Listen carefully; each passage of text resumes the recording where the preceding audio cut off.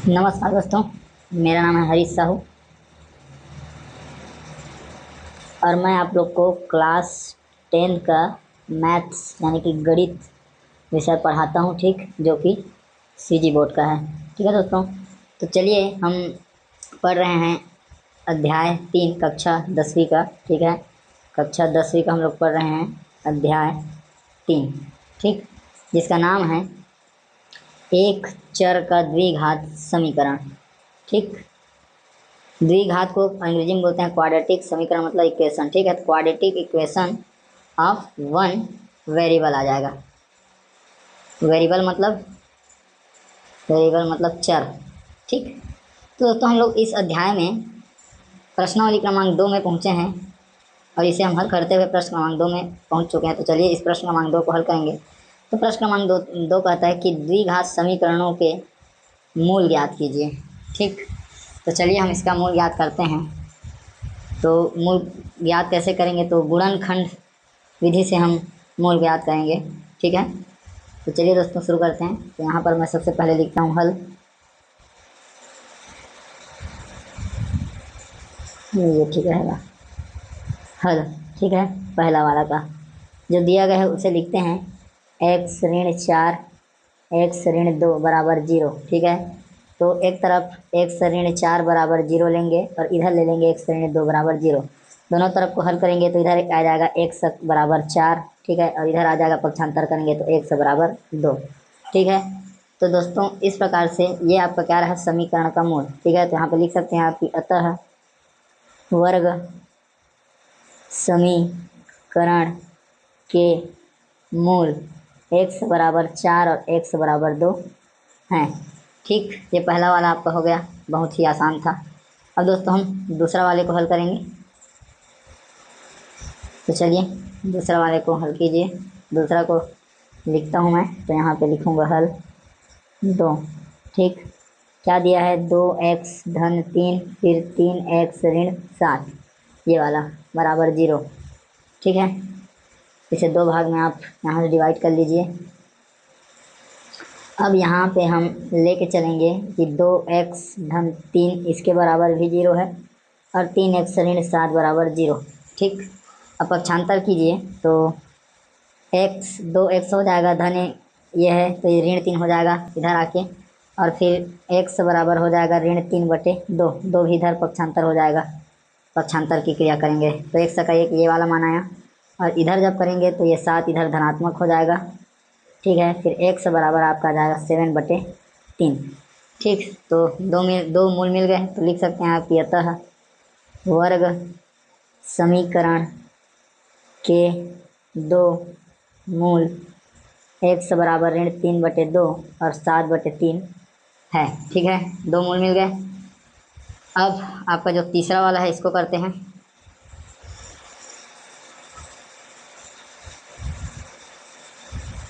तीसरा को लिखता हूँ दोस्तों मैं x ऋण 7 का वर्ग बराबर 0। ठीक है, अब ये वर्ग है तो इसे हम क्या करेंगे, दो बार लिख लेंगे। ठीक है, दो बार लिखेंगे तो ये इस प्रकार से लिखाएगा x ऋण 7 और x ऋण 7 बराबर 0।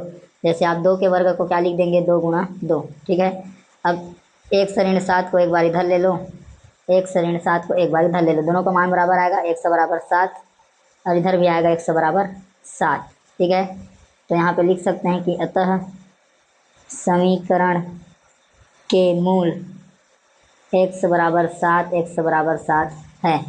ठीक दोस्तों, ये आपका हो गया तीसरा।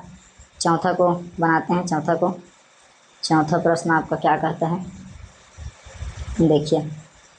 चौथा जो है वर्ग समीकरण के रूप में दिया है, इसे गुणनखंड के रूप में हमें लिखना पड़ेगा। तो यहाँ पे लिखते हैं हल चौथा। दिया है x² माइनस 11x बराबर 0। ठीक, अब यहाँ पर एक चीज़ लिखिए कि दिए गए वर्ग समीकरण की तुलना ax वर्ग धन bx धन c बराबर 0 से करने पर। ठीक है, जब आप तुलना करेंगे तो आपको यहाँ पर a का मान 1 मिलेगा, b का मान मिल रहा है ऋण 11 और सी का मान कुछ नहीं है तो हम इसको लेके चलेंगे 0 है। ठीक है, तो अतः हम क्या करेंगे, एक वर्ग समीकरण का इसके हिसाब से निर्माण करेंगे। तो ये 1x² ऋण 11x धन 0 बराबर 0, इस प्रकार से आप लिख सकते हैं। ठीक है, अब आती है मध्य पद को किस प्रकार से तोड़ा जाए।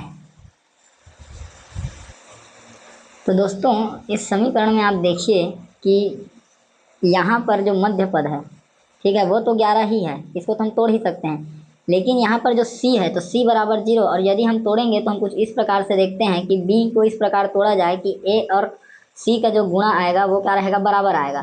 तो यदि हम a और c का गुणा करेंगे, a का मान है 1, c का मान है 0, तो क्या हो जाएगा, 0 हो जाएगा। ठीक है, तो ये मध्य पद को तोड़ने से नहीं बनेगी, ये हमें बता रहा है। ठीक है, मध्य पद तोड़ने से नहीं बनेगा, तो हम इसको एक काम करते हैं, इसको इसी प्रकार लिखकर हम उभयनिष्ठ निकाल देते हैं। ठीक है, यहाँ से x निकाल लेंगे बाहर, फिर यहाँ पे बचेगा 1x और यहाँ बचेगा 11, फिर हो गया ये 0।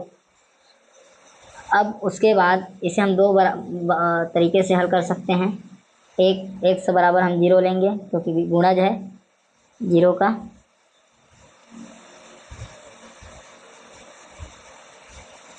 x बराबर 0। ठीक, तो ये आपका एक मान आ जाएगा x बराबर 0, और यहाँ पर x ऋण 11 बराबर 0 लेकर हल करेंगे तो x का एक मान आ जाएगा 11। ठीक है, तो बहुत ही आसान है, केवल यहाँ पे क्या कहते हैं, उभयनिष्ठ लिया गया है। ठीक है, x कॉमन। ठीक, तो दोस्तों ये आपके दो मान आ गए, तो आप लिख सकते हैं कि अतः वर्ग समीकरण के दो मूल x बराबर 0 तथा x बराबर 11 हैं। ठीक दोस्तों, ये आपका हो गया चौथा वाला। अब चलिए पांचवा प्रश्न को हल करते हैं।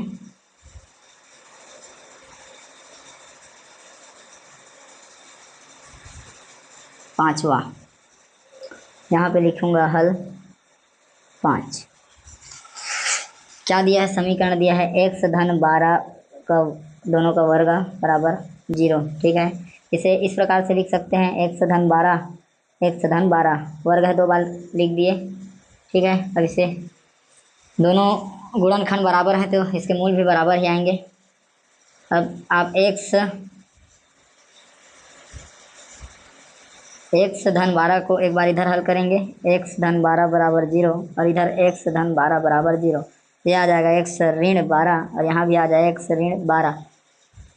समीकरण के दोनों क्या है, गुणनखंड बराबर हैं तो दोनों मूल बराबर आए, तो लिख सकते हैं कि अतः समीकरण के मूल x बराबर ऋण 12, x बराबर ऋण 12 है।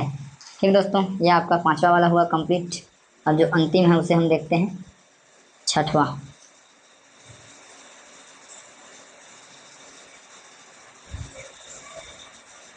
यहाँ पर लिखते हैं हल 6। ये तो गुणनखंड के रूप में दिया है, x है, फिर x धन 1 है 0, इस प्रकार से लिख लेंगे दोनों मूल को, ये बहुत ही आसान है। x बराबर 0, ये तो खुद ही आ गया अपना। ठीक है,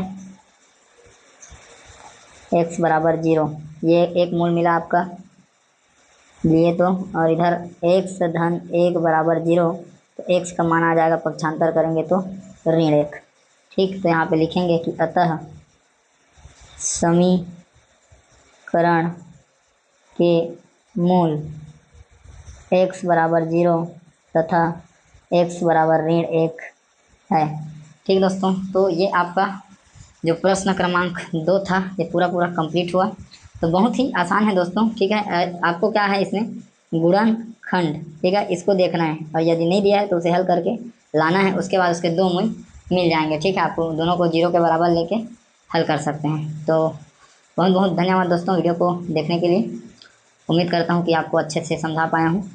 बहुत बहुत आपका धन्यवाद दोस्तों। ज़्यादा से ज़्यादा वीडियो को ज़रूरतमंद तक आप शेयर कीजिए, लाइक कीजिए, और दोस्तों मेरा आत्मविश्वास, मेरा मनोबल बढ़ाने के लिए मेरे चैनल को सब्सक्राइब कीजिए।